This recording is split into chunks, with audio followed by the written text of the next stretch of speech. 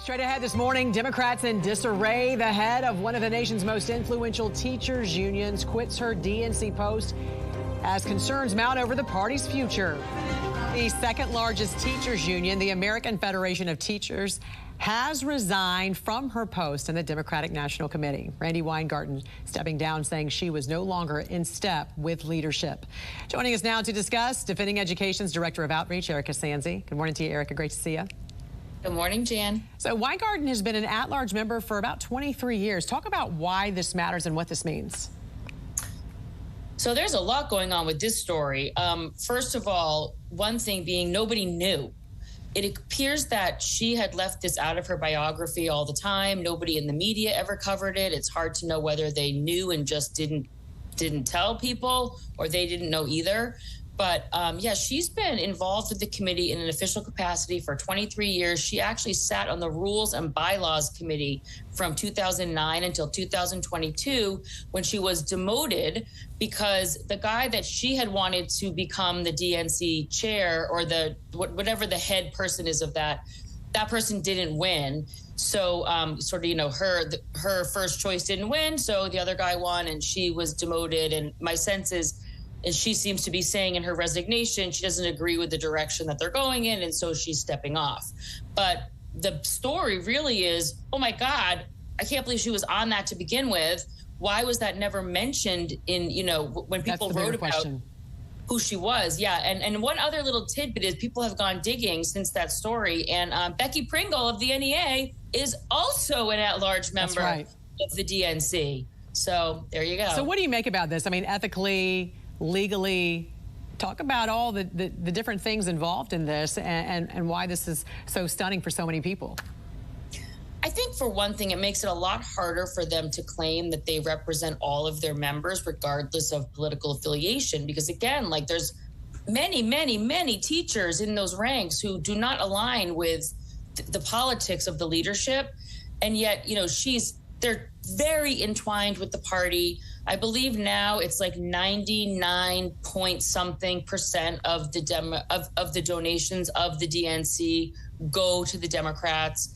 So I think that they just need to stop pretending that they're anything close to nonpartisan, or that they, support all of their members equally and impartially. They're really a massive influential player when it comes to the Democratic Party.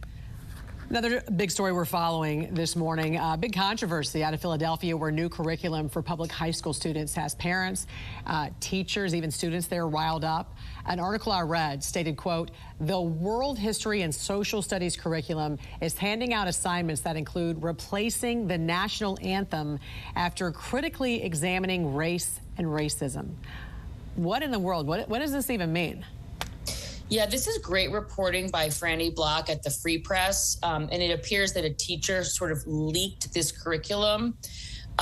So first of all, it's recommended to teachers, so they have the power to decide whether they want to follow this or not in their classrooms. And it's really just, again, steeped in ideology. So they teach that industry leads to greed and exploitation. The social studies curriculum director has publicly shared images of the American flag being thrown in the trash. This person compares the United States to the Soviet Union and North Korea, and also publicly posted, and I quote, "Every child should walk into a classroom and feel the revolution stirring in the air, because that's what real education is, liberation with a syllabus."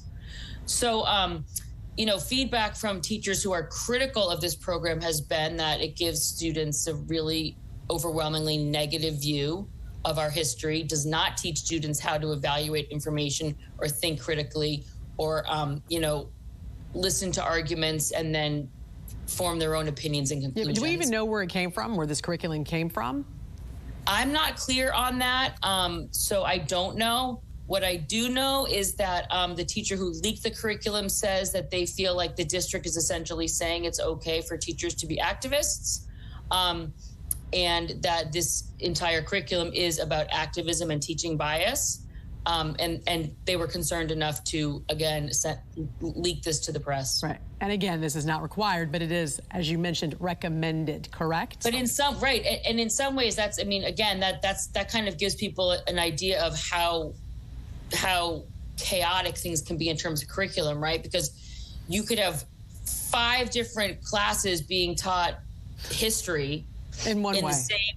In the same grade, and then 3 of the teachers may decide they're going to pick from this menu of insanity, and the other ones decide that they're not going to. So there's a consistency problem here for sure. There's also an ideological problem here. Yeah.